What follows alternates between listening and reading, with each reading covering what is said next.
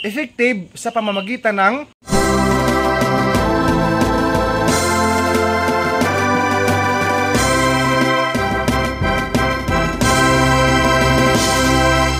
talagang ginawa ko ang ganitong sistema na nagkaroon ako ng hi mga ka-farmers, magandang araw po sa ating lahat. Kumusta na bulihang tanan mga ka-farmers? Ang topic natin ngayon sa video na ito ay tungkol lang po sa update sa dalawa kong baboy inahin. So direct to the point na information po na aking ialay sa inyo mga ka-farmers. Ang update po sa baboy inahin ko na meron pong yellow or tag, ito po. So ito guys ang ginawa naming schedule or record, no? Ginawa kong record sa kanya pong kalagayan sa pag-AI namin. So breeding date ay December 29, 2024. First checking ko sa kanya sa parating na January 19, 2025. Yan po ang 21st day siya since AI. Ang second checking ko sa kanya mga ka-farmers, pagsapit po o parating na February 9, 2025. Siya po ay 42 days po since AI. Then Iron Jictran 5 ml March 24, 2025. Siya po ay 85 days pong nagbubuntis. Latigo 1010 grams. Pasensya na hindi ko nasulat yung word na or ang number na 1000 ha. Latigo 1010 grams sachet.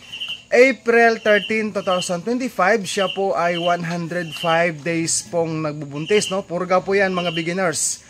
Due date po niya or ang estimated ng kanyang kapanganakan sa parating na April 22, 2025. Siya po ay 114 days old pong nagbubuntis. Borsimin na ginamit, yan po ang Australian Landrace po ano. Then batch po, second parity. Ayan. So lipat po tayo sa isang baboy inahin ko na meron pong red ear tag. Alam niyo mga ka-farmers, ang ginawa ko talagang 5 days po since nagwalay kami sa kanya pong mga biik. Ito guys, so tignan natin. Ayan. Healthy piglets po ano. Okay, samantala yung iba nandoon sa kabila.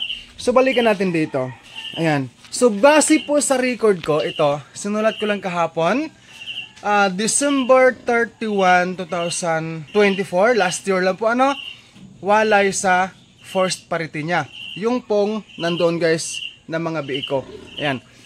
So, pagsapit ho ng January 5, 2025, started het. Ibig sabihin, 5 days ago, since winning, ay nag-het po ang baboy inahin na iyan. And then, kasunod na record na ginawa ko, since nagsimula siyang nag-het sa January 5, pagsapit ho ng January 7, AI or breeding date.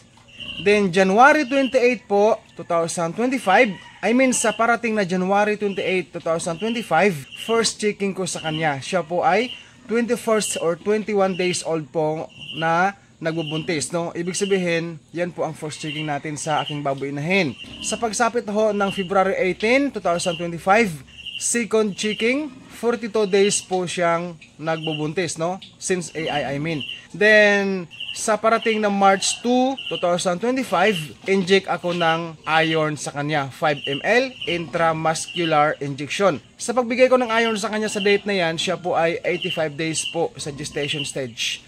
April 17, 2025, 100 days po siya. Or April 22, 2025, 105 days. Itong ano guys, itong date na to, yan, sa 100 to 105 days po siyang nagbubuntis. Purga ako sa kanya ng Latigo 1010 grams sachet, isang sachet lang ho. And then pagsapit ho ng May 1, 2025, due date po niya, no? Estimated po ng kanyang kapanganakan. Ang bore semen po na ginamit ko ay Landrace po, no, para po sa second parity itong kanilang ipapanganak, future second parity. So sana guys mabuntis sila kasi or dahil sa amin pong ginawa dito, ang technician ko po ang nag-AI nito. Ayan. Siya po ang nag-AI niyan.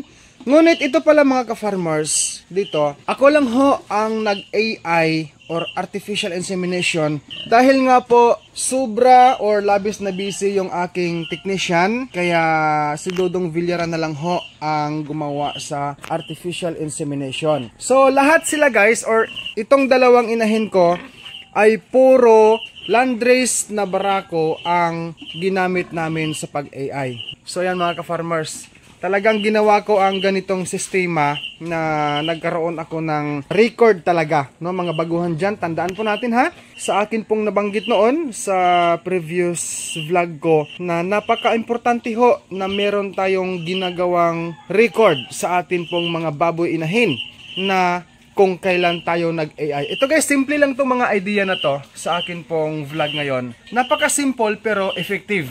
Effective sa pamamagitan ng nagkakaroon tayo ng update. Nagkakaroon tayo ng remind sa ating sarili. Ito, in short, remind, paalala. No? Kasi, importante talaga na meron tayong mga ganyang klaseng bagay para alam natin kung kailan tayo magbibigay sa ating mga baboy inahin ng dapat ibigay sa kanila. Importante po yan.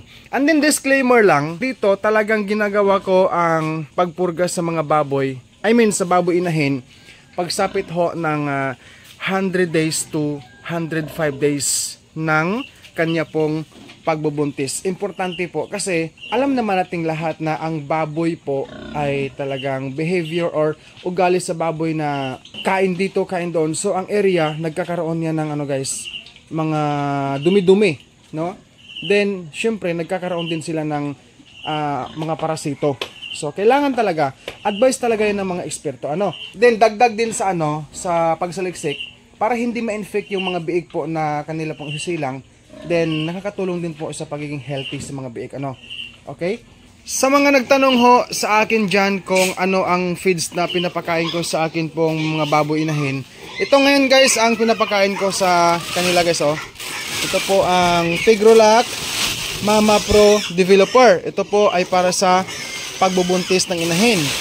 Nais ko lang din pong idagdag mga ka-farmers, mga ka-backyard hog raiser ko dyan, maliit man o malaki ang ating harvest sa ating farm, dapat po tayong magpasalamat sa ating Panginoong Diyos and for everything na Kanya pong binigay sa atin. So mag-update na lang po ako sa inyo mga ka-farmers kung ano man po ang magiging mangyayari sa akin pong dalawang baboy inahin ito. Sana mabuntis po guys kasi nga standing heat naman po ang ginawa naming pag-AI noon. Ayan mga ka-farmers, mag-shoutout muna tayo kinakabayang John Vincent Naron, Shaton, watching from Bicol, Camarines Sur, kay Charlito Lucero watching from Palawan, Jeep Manuel watching from Tumawini, Isabela, Vince Michael Serrano watching from Surigao del Norte, Teresa Domingo watching from Sorsogon, Carlo Odon, Talisayan, Misamis Oriental, at sa inyong lahat viewers, shout out po sa inyo. Ang King's Vita Plus Animal Feed Supplement mabibili po sa Agribit Stores nationwide. Kung hindi ito available sa inyong lugar, maaari po kayo mag-direct order sa Shopee sa KBM Agribit Lines. Pwede rin sa Facebook page ng King's Vita Plus Animal Feed Supplement. Link nila ay nasa description. O pwede po kayo mag-text o tumawag sa kanilang cellphone number 0917-795-0220. Available po ang COD or cash on delivery. Salamat po sa inyong pagpanood sa video na ito. God bless us all and peace out everyone.